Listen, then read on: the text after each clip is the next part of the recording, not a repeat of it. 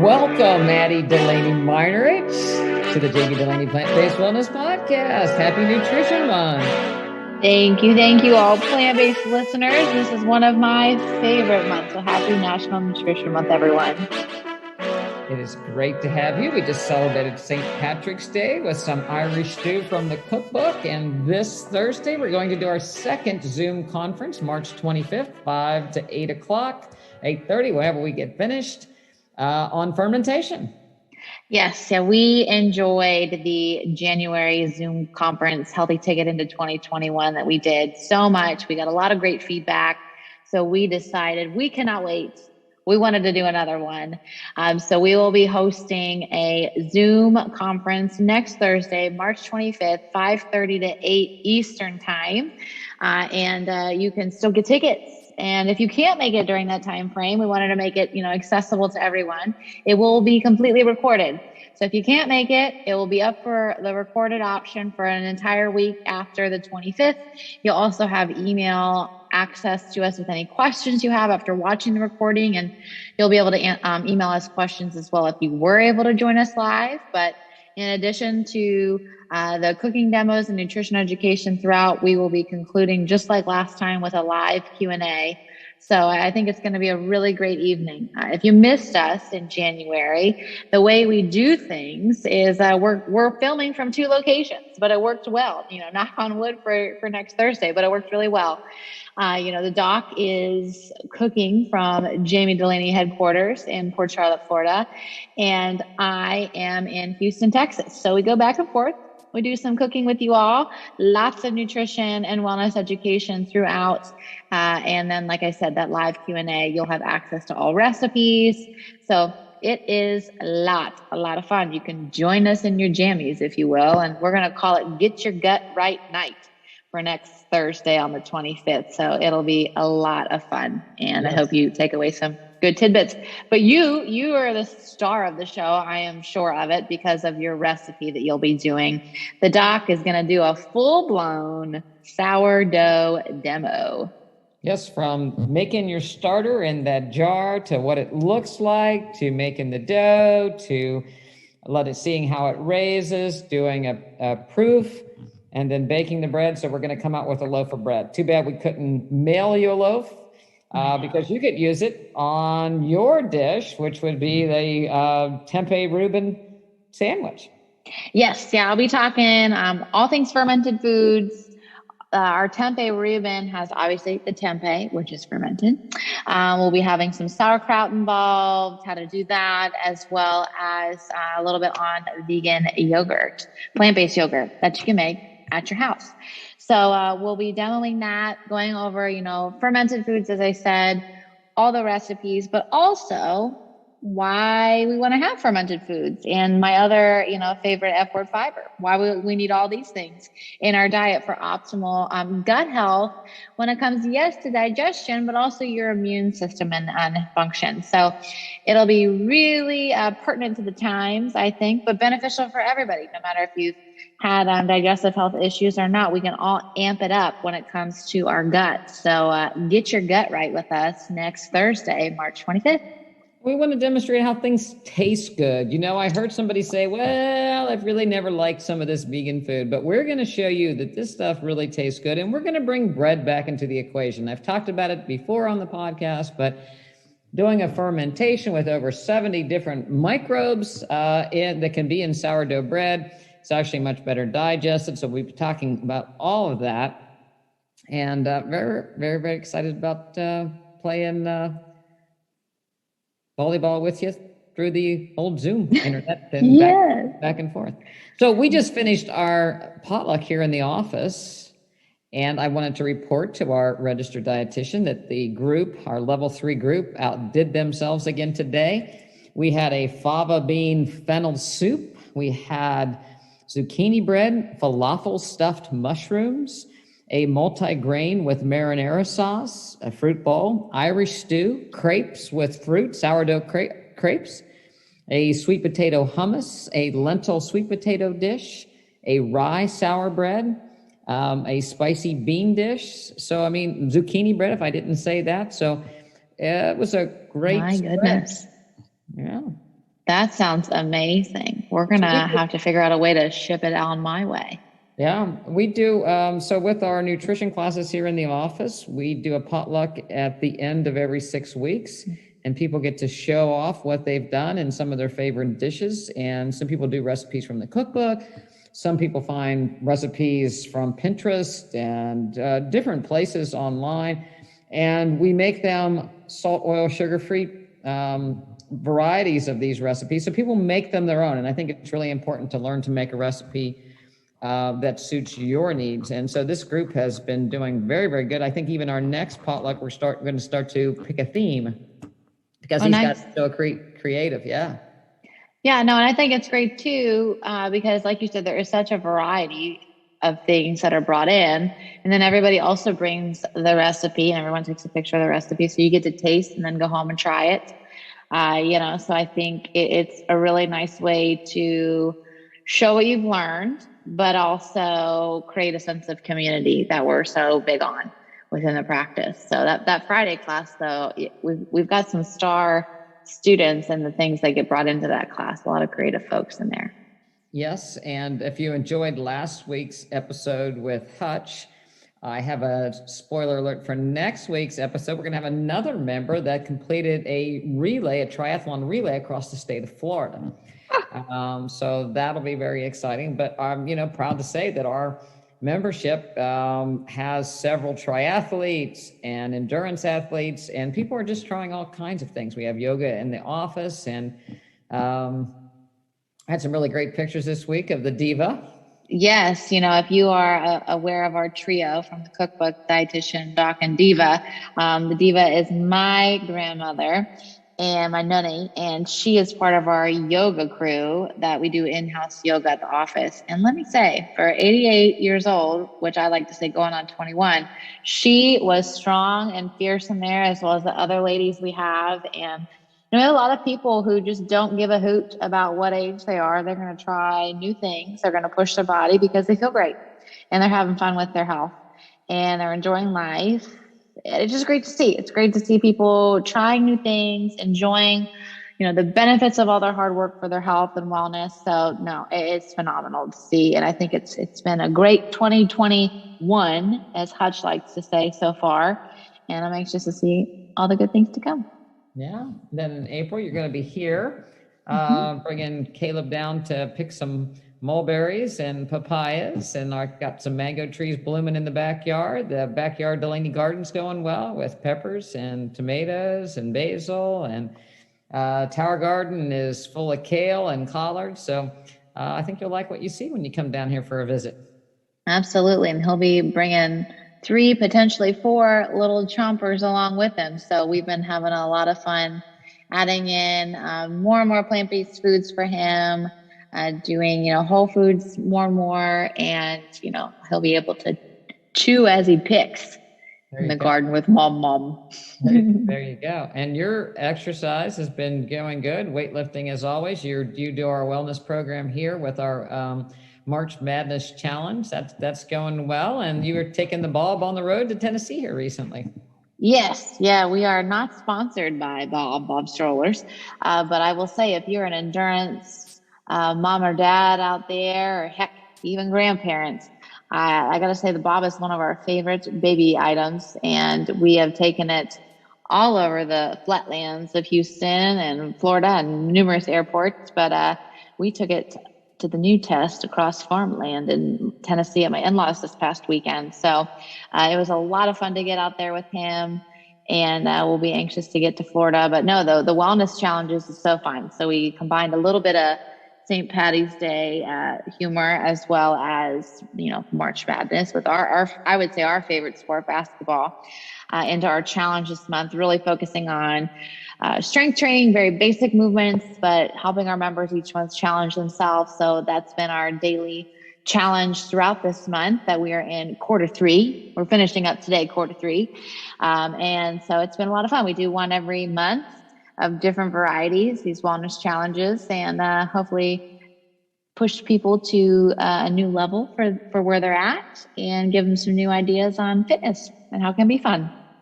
Yes, today 3x8 curl to press and 3x6 side raise for today. So Yeah, we're doing a little lower upper alternation with some core and cardio in the middle of the week to break it up for this month. So it's been a lot of fun. I've yeah. been using it myself, as usual. I participate and modifications for all, no matter where you're at. So we got people doing chair squats, we got people doing barbell squats. So I mean, we got a lot going on. So it's been a lot of fun.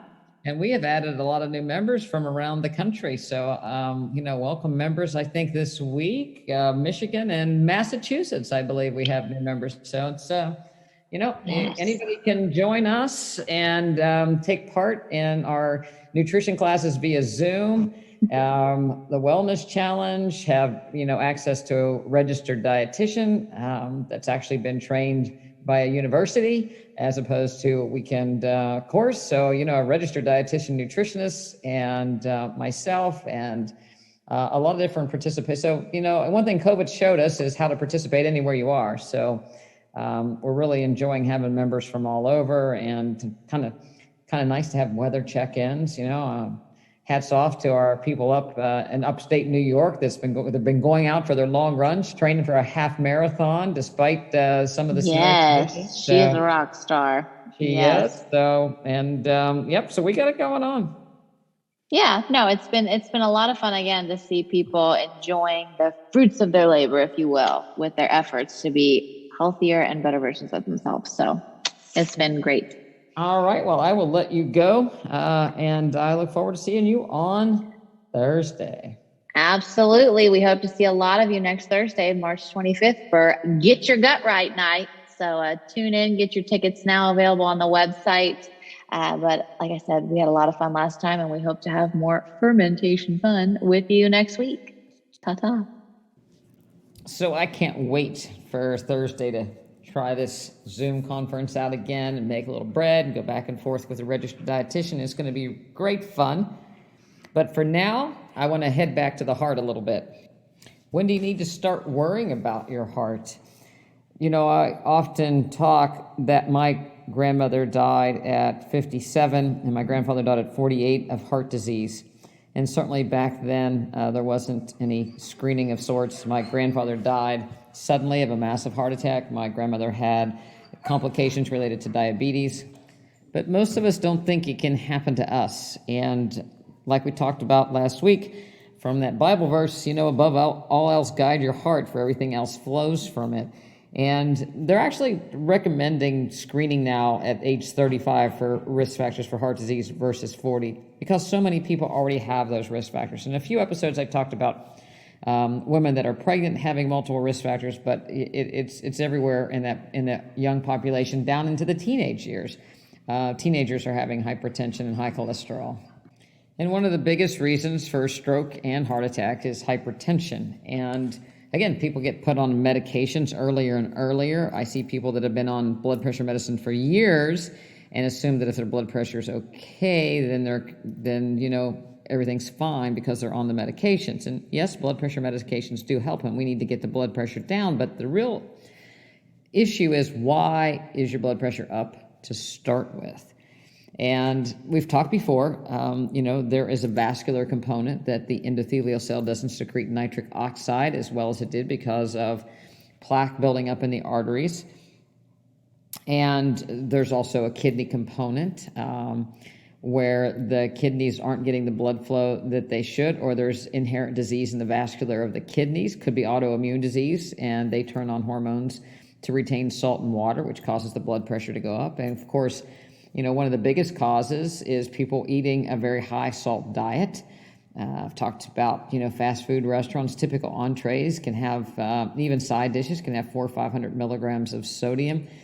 Some entrees can have over the daily limit of 1,500 milligrams in one entree, one burger, one chicken sandwich. So it's very easy to get a salt intake of 5 to 7 grams if you're eating out quite a bit. Mainly because salt is a preservative. Salt makes things tasty. Salt covers up mistakes in fast foods, and salt makes you want more. But there's another reason that I want to talk today about high blood pressure, and that is sympathetic tone. And often when people come into the office and they've been plant-based, but their blood pressure is still elevated, it comes down to their autonomic nervous system, where, how driven are they? How much adrenaline is in their system? How high on that spectrum of sympathetic versus parasympathetic tone are they? And more of us are just fired up on, a baseline level. We're, very close to being agitated. The match is lit, just waiting to burn and burst into flames. Stress at work, stress at the office, stress with COVID, stress with politics. More and more people just live in this stressed, fired up environment that they never actually settle down. It's go, go, go, do something, listen to something, hear something, be stimulated all the time. The earbuds are always in.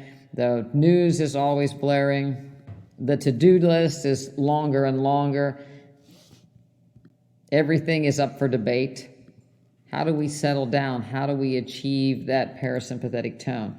And the first place to start is with your breath. Are you actually breathing from your diaphragm? Because if you breathe from your diaphragm, you're stimulating your vagal nerve, which is the key or the connection to your parasympathetic nervous system, the autonomic nervous system that slows things down, that decreases inflammation, decreases your heart rate, decreases your blood pressure. So by breathing through your diaphragm, you're actually activating the parasympathetic tone. And, when we say autonomic nervous system, we think autonomic, it's in the brainstem. We really don't have much control of it, but there is some connection. And the more that we pay attention to it, the more we can actually connect. We can control our autonomic reaction to our environment, whether it be cold or hot or stressful or calm or peaceful, if we have some communication established. And again, the first place to start that is with breathing. How do you breathe when you're at rest? Are you sighing, and blowing off this big chunk of carbon dioxide every once in a while? Are you breathing very shallowly and very quickly? Or are you taking long, slow breaths? So start by breathing through your nose all the time, especially when you're at rest or doing light exercise. Make sure your mouth is closed if you're not eating or drinking or speaking. Count your number of respirations for a minute. Try to get them down somewhere 8 to 10 as opposed to 16, 18, 20. But get them down not by a big breath and hold it, but a nice slow inhale and a nice slow exhale. Once you're tolerant of holding on to a little carbon dioxide, you start delivering a little bit more oxygen to your tissues. And then you start decreasing your sympathetic tone. What exercise gets you to your peaceful place? Running is mine. I can go when I'm running, I'm just running. My mind will wander a little bit, but I don't dwell. And if I am starting to dwell on something, for the most part, I can drift back to just hearing my footsteps, hearing the birds, hearing the air, move in the trees around me. So it becomes my spot for relaxation and calm.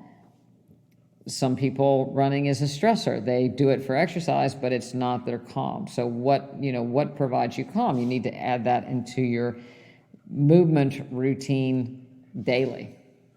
If you don't have one, try multiple ones. Talked to somebody this week that used a hula hoop. So after doing a hula hoop, her blood pressure actually went down, as opposed to when she runs, her blood pressure would tend to go up. So find what you like to do, whether it's meditate and bring your blood pressure down and check it, or if you like a certain exercise which you find very relaxing, then check that 15 or 20 minutes after you do that exercise, and realize that that's kind of your go-to to get yourself calmed down, get the sympathetic tone to sort of settle down and move yourself on that line towards more of a parasympathetic nervous system. Hutch and I were talking a little bit about rewards. He thought I should try to entice more people into running and doing marathoning and moving by offering some reward along the way. And I guess you can hear Sophie in the background. She wants me to go play ball with her. And when I'm training her as a puppy, I use little rewards, positive rewards along the way. And as kids, parents often say, if you're nice, we'll get ice cream, or if you're nice, we'll get candy, or if you're good, we can have this. And that's the way we're all brought up, is that we need some sort of reward for our good behavior. And I think some people function better with delayed gratification than others. I think it probably depends on how you were brought up and what kind of struggles that you had. Sometimes people took what they could get then because they weren't sure they would get something in the future. They needed it now. Other people were taught more, keep working and you'll get your gratification later. My first thing that comes into mind is, I spent a lot of years in a chair studying when my friends were out, playing and in sororities and doing other things. But I was trying to get into medical school, and I didn't think I was particularly gifted in any way, so I knew I had to demonstrate a bigger work ethic, and I had to work harder. So I spent a lot of time in a chair, and I would do anything to get to that goal to get into medical school. I recently got a email from the Department of Chemistry at West Virginia University, and they wanted to know about my experience in the chemistry department. And quite frankly, it wasn't very good. I was a chemistry major because the dean of biology didn't like pre-med students, and that was really my only reason I didn't have a love of chemistry. The chemistry was just a way to get into medical school, and I would jump through any hoops in order to get good grades in chemistry and biology and physics in order to be able to get into medical school. So it was all about delayed gratification. I didn't need any rewards along the way other than the check the box with the A so that I could actually get into medical school. So to me, the reward was getting into medical school, but the task at hand at the moment was doing well in whatever subject I was taking in order to get the A that could get me to the ultimate reward at the end. Too often in a weight loss journey, people take cheat days as their rewards for doing well for a few days in a row or losing a certain amount of weight, but that reward actually negates their purpose. It doesn't do anything to propel them to the purpose. It negates it along the way. So people have a sweet treat or overindulge after a long run, and they set themselves back because it's not in line with the goal that they're actually trying to achieve. The reality of it is food most of the time is a reward that we think of as a positive reward, but it really is a negative reward when you're looking to what you're actually trying to achieve in the long run. It sets you back because it turns back on those sweet receptors. The candy bar is much sweeter than a piece of fruit. The salty potato chips are much more salty than the salt of celery or a vegetable. And so it gets us away from what the ultimate goal was, to eat healthy and to ultimately lose weight. How we label something directs whether it's a reward or not. A potato tastes good, but a potato chip tastes like a reward. The next thing you know, it becomes all about the short-term rewards and not about the long-term goal. I have been told that people eat oatmeal and skip lunch and eat beans and rice and spinach for dinner, yet their hemoglobin A1C is in the 250 range. Yet when they go all the way just to do a challenge of just potatoes, their glucose goes down to 100. So what do you think might be the issue here? Obviously, it's not. There's something missing in what they're reporting as what they're eating. So they're rewarding themselves for something along the way, or whether it's just to make them feel better. But the reality of it is, it's counter to what they're trying to do. So I guess I would have people say, what is your ultimate reward? To reverse heart disease, to reverse diabetes, to run a marathon? What achievement do you want to get? And then you have steps along the way. But if your reward doesn't take you closer to the ultimate step, then it's not the appropriate reward. So instead of having a celebration cookie after a long run, perhaps put some money in a jar so that you can buy a Garmin that might help you ultimately do your mileage or your steps or your heart rate, or to buy a heart rate monitor, or to buy something that actually helps you fulfill the goal. If it's diabetes, then perhaps you're trying to change your body composition. So it may be putting money towards your new wardrobe as you change your body composition. But I think your rewards have to come from within. You shouldn't depend on other people to reward you for good behavior. So you set your own set of rules up, what you need to accomplish, and you work your problem, your path, your solution to your ultimate goal and your ultimate reward. I think society has forced people into setting the bar way too low. As Addie pointed out, we have yoga on Wednesday, and my mom, 88 years old, to be in May, whether she's doing yoga or whether she's doing Zumba or she's golfing, she always sets the bar very, very high to be able to do what the teacher asked, and she's disappointed if she can't do quite what the teacher asked. And I got to tell you, the photos, she looked great as far as her yoga poses. I mean, everything is straight, lined up. I mean, she takes great pride in following directions. Same way with golf. She's aiming to contribute when she plays in a scramble. She's aiming to have the best score every time she goes out. Zumba, she's disappointed if she has to sit out a dance because she gets a little short of breath. For the most part, it's considered a win for her if she completes the whole dance class without having to sit out. Then she considers herself having a good practice. Sometimes she'll say, well, I couldn't jump quite as high as the teacher suggested. I mean, come on now. She's, 87 years old when she was taking taking Zumba classes. And so the teacher didn't expect her to jump, but my mom set the bar high. The diva sets the bar high. So the question is, how high do you set the bar? I think a lot of people, if I can do 1,000 steps today, or, the bare minimum amount of steps to just the American Heart Association. So I'll walk 30 minutes, 2 to 3 times a day. Maybe I'll go out twice a day to do it. Nobody sets that bar of, okay, I did it this week, what I'm going to do. Next week, what am I going to do? What my ultimate goal is to go out and walk. My weight loss goal should be this. They just kind of get on the scale and see whether or not things went their own way. They don't hold themselves accountable. They don't set the bar high. And again, they're kind of always ready to fall back and let's just get that reward. So I think that, it shouldn't be about the cheat days. It should be about where's the bar and how high can you set it, and what are you doing to get to the point where you can get over that bar and go on to another goal. Part of the COVID issue, it's become blaming other people for your potential risk. Oh, they may go out and they may go to bars, or they may go out and they don't social distance themselves, and so they're putting me at risk. Don't worry about them. Worry about yourself. Get your own immunity under control.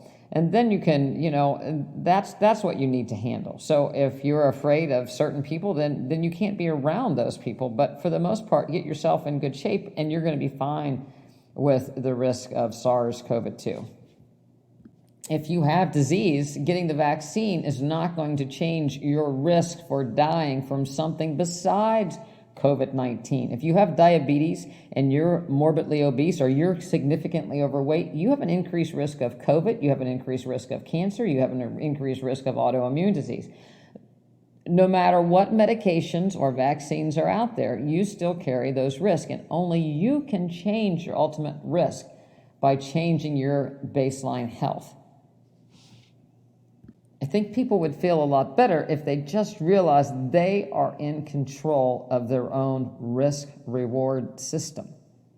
So the risk that you take is based on the risk of your ultimate health, not the risk of other people and the people around you and where you go, but your ultimate risk. So take personal responsibility for your health today, and you don't have to worry about what's out there so much.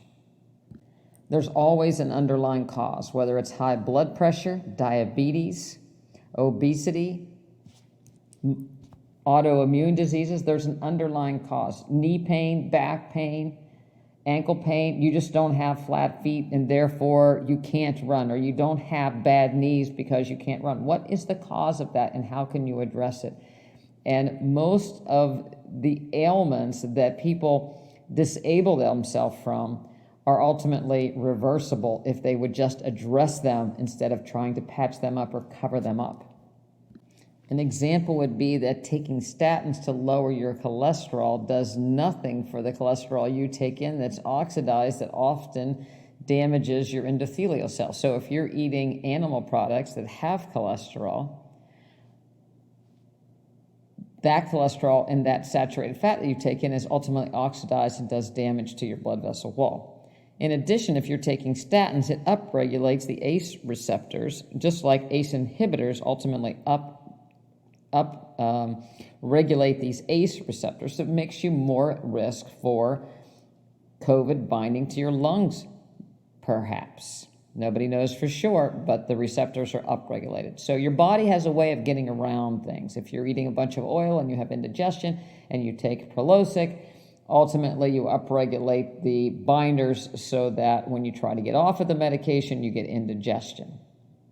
The H2 blockers like Prilosec ultimately cause osteoporosis, decrease nitric oxide production, increase heart attacks. So there's side effects to all of these things. Get rid of oil, guess what? Your cholesterol goes down, your indigestion goes away, you can get off the medications.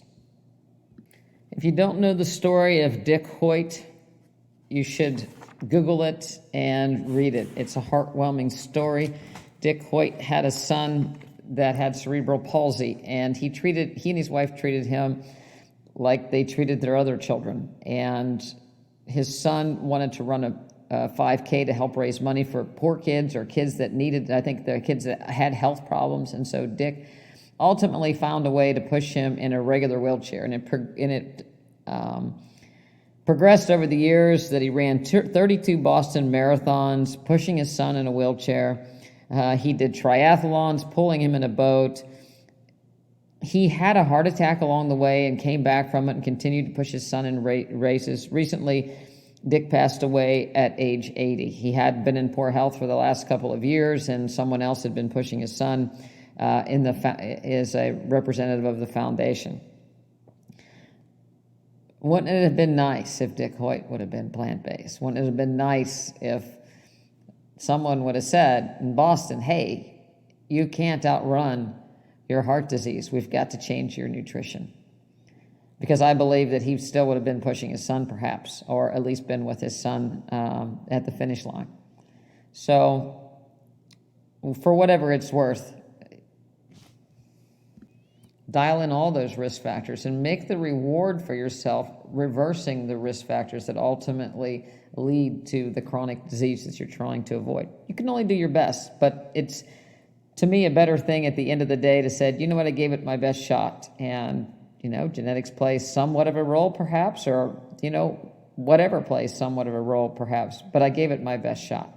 And I didn't rely on somebody else to find an easy solution. I wasn't looking for a hack. I worked the plan, and I changed the plan as I needed to, and I kept pushing forward, and I can be proud of the outcome. Last week I was riding high with Hutch and his great accomplishment of the marathon, and I'm still very, very proud of him. But, this week, back to work and back to reality, I had a big dose of what this medical profession that I'm involved in is lacking. There was nothing more than I wanted to do than become a medical doctor. But over the years, I still want to be a medical doctor. But part of that is keeping the patient and caring for the patient as the number one goal, not the electronic medical record or not just complying with the rules and regulation. And I ran into a situation this week where nothing was done illegal, but nothing was done to help the patient. So no one took time to help someone with the real cause of their problem, which led to a relapse and ultimately their addiction. Was it the doctor's fault that led to a relapse? Partly because they wrote the prescription. They wrote the prescription in a legal way with legal documentation. It was filled by a pharmacist in a legal way with legal documentation, but it didn't help the patient. It didn't help get rid of the pain that the patient was experiencing. Nobody looked at the reason. The neglect had ultimately led to multiple things being done and the patient undergoing other procedures that caused more pain because, again, quick prescription writing in a legal type way led to the ultimate problem for this patient. And so I think in closing, I think everybody needs to ask why. Why do I have high blood pressure? What is it that you think is causing my high blood pressure? Is it my increased sympathetic tone? Is it the increased salt I'm taking in? Do I have vascular disease? How would I know if I had vascular disease? What can I do to reverse my vascular disease? I have diabetes. Is there any way around that? Can we reverse that? How best might I control that disease? What gives me the best opportunity to have the best quality of life with my cancer? Is it doing something that makes the pictures look better, or is it ultimately doing something that makes me better?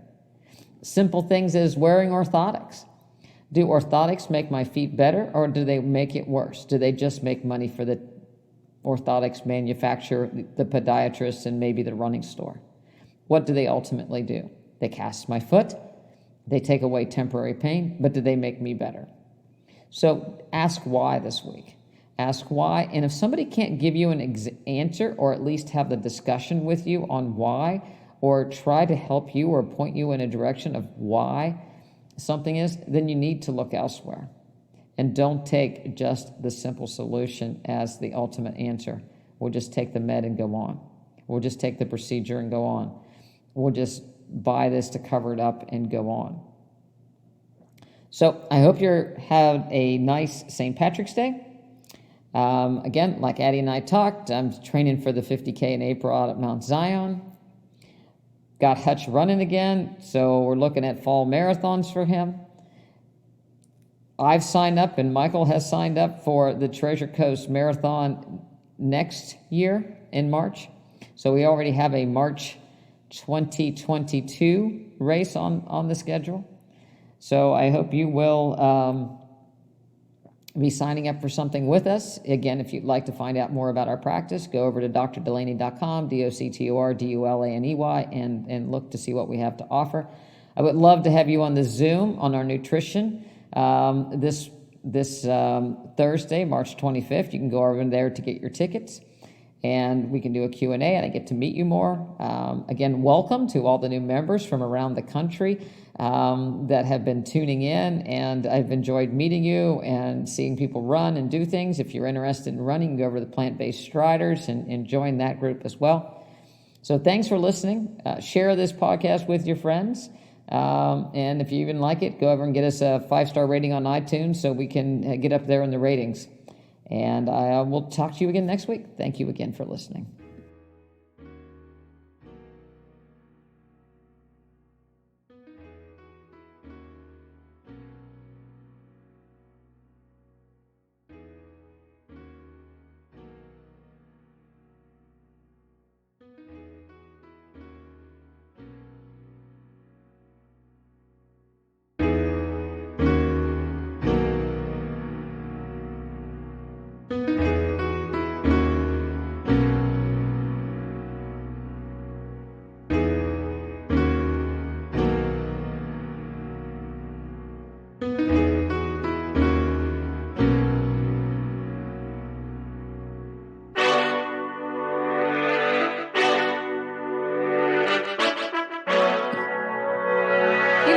Button, did you? That's our intro music. I told you can't be the editor. Now what are we going to do? Oh well. Let's go watch some Mountaineer basketball. Go Mountaineers.